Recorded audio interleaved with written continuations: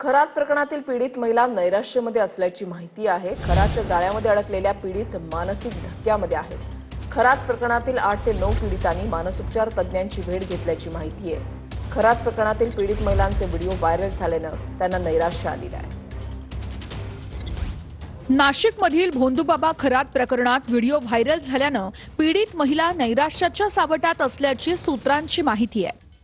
भोंदू खरातच्या जाळ्यामध्ये अडकलेल्या पीडित महिलांना प्रचंड मानसिक धक्का बसलाय, तर 8 ते 9 पीडित महिलांनी मानसोपचार तज्ञांची भेट घेतल्याची सूत्रांची माहिती आहे। पीडित महिलांची विशेष पथकाकडून अज्ञात स्थळी चौकशी केली जाते। पीडित महिलांचे व्हिडिओ व्हायरल करणाऱ्यांवर पोलिसांनी थेट गुन्हे दाखल करत सायबर पोलिसांकडून आक्षेपार्ह व्हिडिओ व्हायरल करणाऱ्यांवर नजर ठेवली जाते। खरात प्रकरणाचे धागेदोरे जमीन बळकावण्याच्या मोठ्या रॅकेटपर्यंत पोहोचलेत।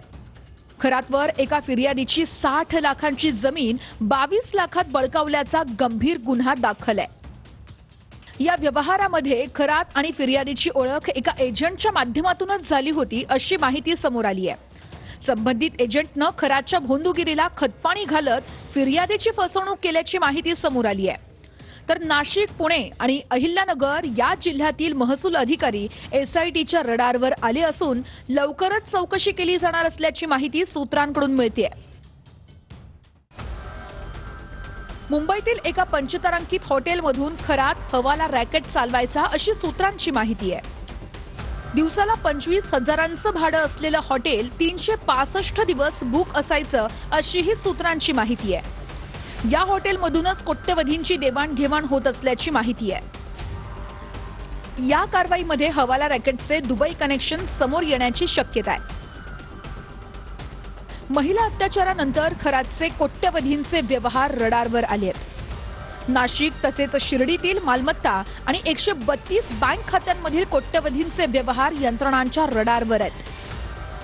खरात नॉमिनी असणारी 132 बँक खात्यांपैकी 100 समता पतसंस्थेत आणि 32 खाती जगदंबा पतसंस्थेतील आहेत। जगदंबा पतसंस्थेमध्ये इतर लोकांची कागदपत्रे वापरून खरात हा स्वतः 32 खाती ऑपरेट करत असल्याची कबुली पतसंस्थेचे व्यवस्थापक अविनाश कांडेकरांनी दिली आहे। तर समता पतसंस्थेतील 100 खात्यांमध्येही मोठं गौडबंगाल असण्याची शक्यता आहे।